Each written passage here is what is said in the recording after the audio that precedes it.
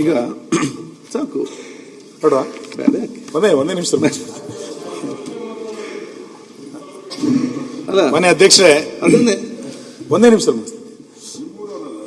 ಪ್ರಶ್ನೆಗಳಿಗೆ ಉತ್ತರ ಬರಲಿಲ್ಲ ಅನ್ನುವ ಕಾರಣಕ್ಕೆ ನೀವಿವತ್ತು ಸರ್ಕಾರಕ್ಕೆ ಬೇಸರವನ್ನು ವ್ಯಕ್ತಪಡಿಸಿ ಮುಂದೂಡಿರುವಂಥದ್ದು ಬಹುಶಃ ಕರ್ನಾಟಕದ ವಿಧಾನಮಂಡಲದಲ್ಲಿ ಮೊದಲನೇ ಬಾರಿಗಿದೆ. ಇಲ್ಲಿಯ ತನಕ ಈ ರೀತಿ ಪೀಠ ನಡ್ಕೊಂಡಂತ ಉದಾಹರಣೆ ನನಗಂತೂ ಕೂಡ ಗೊತ್ತಿಲ್ಲ.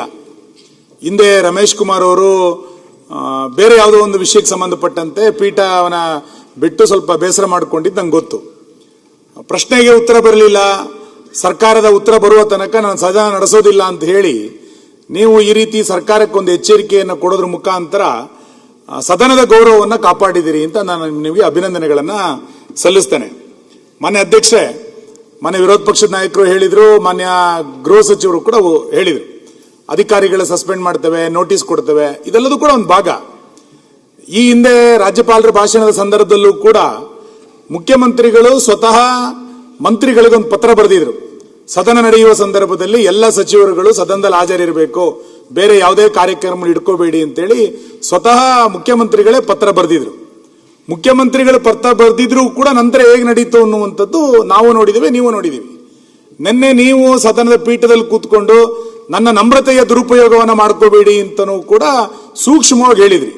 ಇಷ್ಟೆಲ್ಲ ಆದಾಗ್ಲೂ ಕೂಡ ಅಧಿಕಾರಿ ವರ್ಗವೂ ಕೂಡ ಎಚ್ಚೆತ್ತುಕೊಳ್ಳೋದಿಲ್ಲ, ಸರ್ಕಾರನೂ ಗಂಭೀರ ತೆಗೆದುಕೊಳ್ಳೋದಿಲ್ಲ ಅಂತಂದಾಗ ಸದಸ್ಯರು ಬಹಳ ನೋವಾಗುತ್ತೆ ಅನ್ನುವಂಥದ್ದನ್ನು ಕೂಡ ನೀವತ್ತು ಪುನರುಚ್ಚರಿಸಿದ್ರಿ. ನನ್ನ ವಿನಂತಿ ಏನು ಅಂತ ಕೇಳಿದ್ರೆ, ಸರ್ಕಾರಕ್ಕೆ ಗಂಭೀರತೆ ಇಲ್ಲದಿರಬಹುದು, ಅಧಿಕಾರಿ ವರ್ಗ ಅಸಹಾಯಕರಾಗಿರ್ಬೋದು, ಸದನ ಅಸಹಾಯಕರಾಗ್ಲಿಕ್ಕೆ ನೀವು ಬಿಡಬಾರದು. ಇವತ್ತು ಸರಿಯಾದಂತ ನಿರ್ಧಾರ ತೆಗೆದುಕೊಂಡಿದ್ದೀರಿ. ಸದನ ಅಸಹಾಯಕರಾಗಬಾರದು ಅನ್ನುವ ಕಾರಣಕ್ಕೆ ಎಚ್ಚರಿಕೆಯನ್ನು ಕೊಟ್ಟಿದ್ದೀರಿ. ಇವತ್ತಿನ ಈ ನಿರ್ಧಾರ ಒಂದು ಸಂವೇದನೆ ಇರುವಂತ ಸರ್ಕಾರ ಆಗಿದ್ರೆ ಎಚ್ಚೆತ್ತುಕೊಳ್ಬೇಕು, ಇವರು ಅಧಿಕಾರಿ ವರ್ಗವು ಕೂಡ ಎಚ್ಚೆತ್ತುಕೊಳ್ಬೇಕು. ಹಾಗಾಗಿ ನೀವು ತೆಗೆದುಕೊಂಡಂತ ನಿರ್ಧಾರ ಏನಿದೆ ಇದಕ್ಕೆ ಖಂಡಿತ ಇಡೀ ಸದನ ಮೆಚ್ಚುಗೆಯನ್ನು ವ್ಯಕ್ತಪಡಿಸುತ್ತೆ ಅಂತ ನಾನು ಅನ್ಕೊಳ್ತೇನೆ.